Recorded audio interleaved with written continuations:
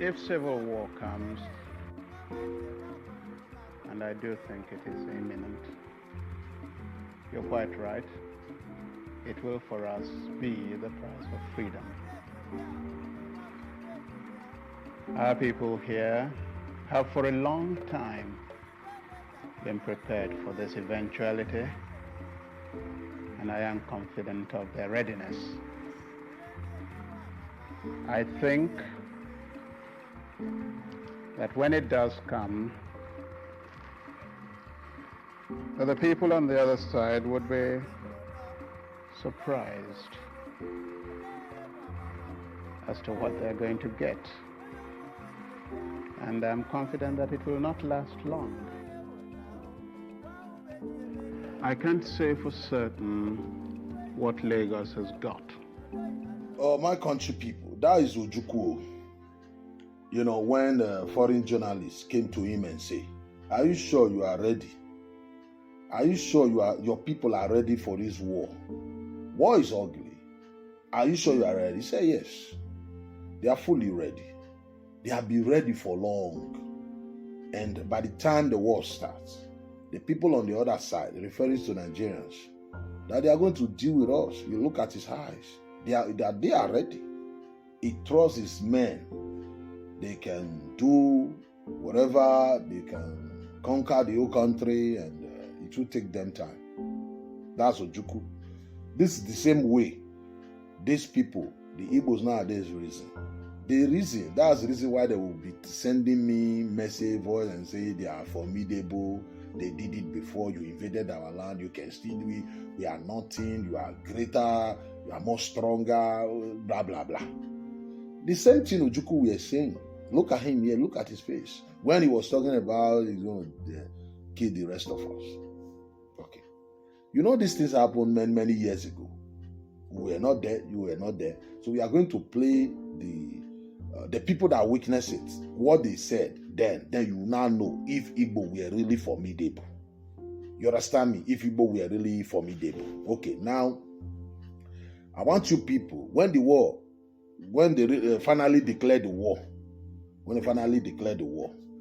let me play you a video of Edo man, Godwin Ibe, general. He's still alive. He was the military governor of Akwa Ibom, the military governor before in Rivers State, and the military governor before in Niger State. Edo man, general, Godwin Ibe, who was stationed in the east during the war. He was now joining. He was now fighting alongside, fighting without knowing he was fighting the wrong battle till they started not only him, all of them, the army that was stationed in the east. Ojukwu were ready. They are formidable, and he was using other tribe, other military men stationed in the east, deceiving them that there was internal, they were fighting. You know, then not like this today where we have phones everywhere.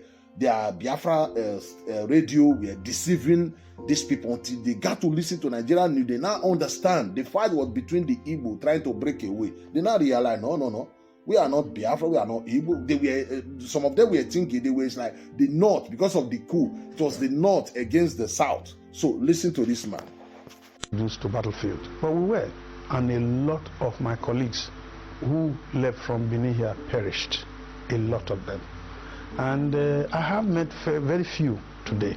But what happened was that within that short period of fighting, the federal forces had a very powerful radio that kept announcing that all troops, all Nigerian troops who were conscripted into the Biafran army and who were fighting or coerced to fighting in favor of Biafra should drop their arms and report to the nearest military unit, because the war would soon end and there was no reason to continue to fight. Words to that effect was what was used on radio, and it did the magic, because a lot of us didn't believe in Biafra. So we dropped our weapons, and there we had to pass through the bush to report to federal troops. Between Urokosa and Eho, you cannot be fighting on that side. As soldiers, you must pick up weapons. Between now and tomorrow, we're going to rekit you. You must make sure that will liberate your state, Midwestern region. That's why we are here. We are your friends. So they won us over. You see, that is Godwin Ibe narrating how they were saved.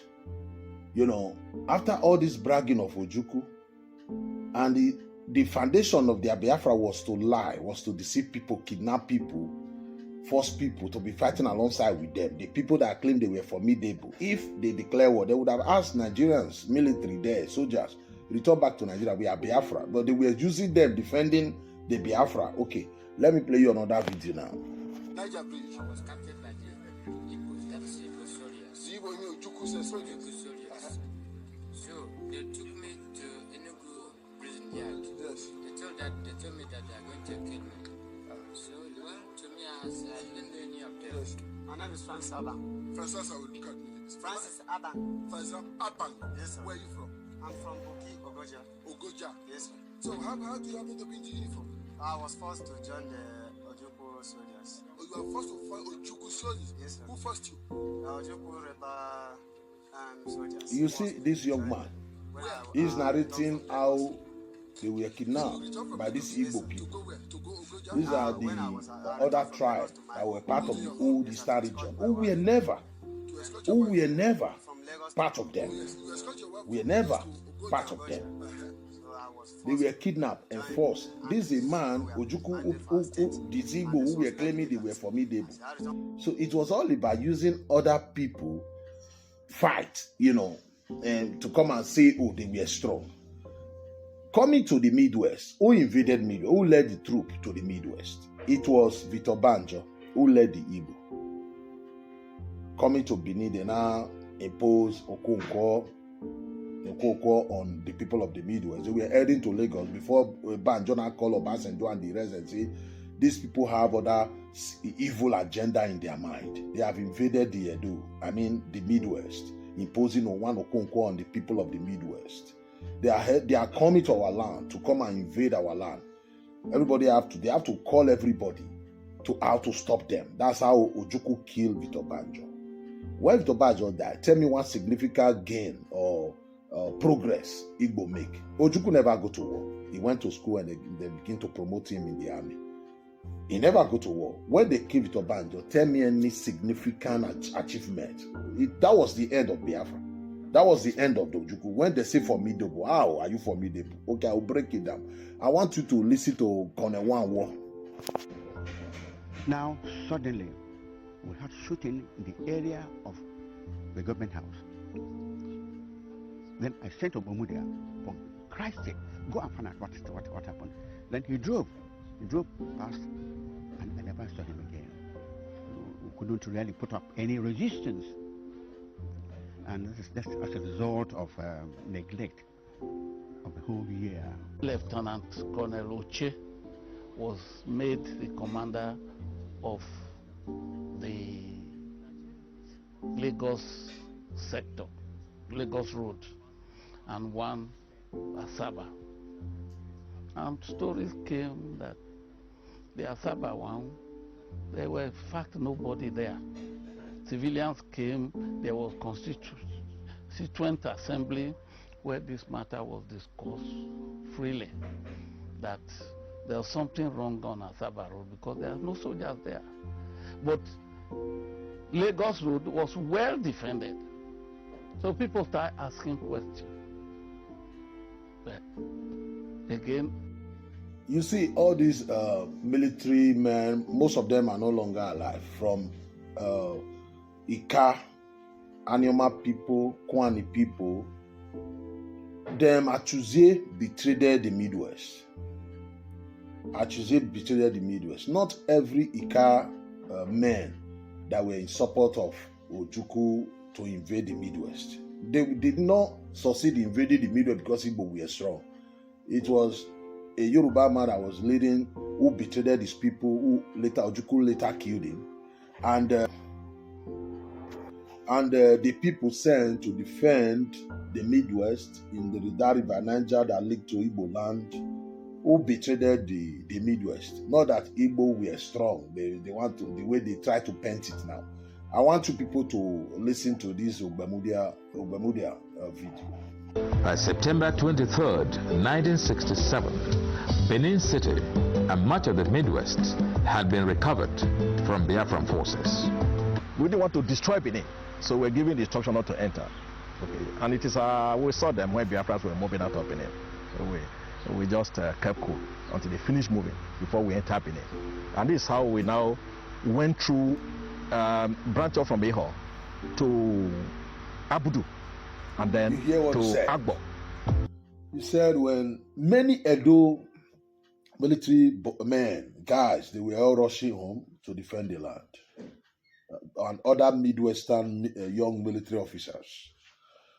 So they were watching, when they came, they did not want to destroy Benin. They saw the Igbo retreating, going back.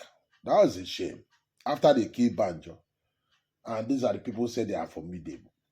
Our men were, when they asked people leave, they were watching them leaving like a slave. The people that claim they are formidable, they do this.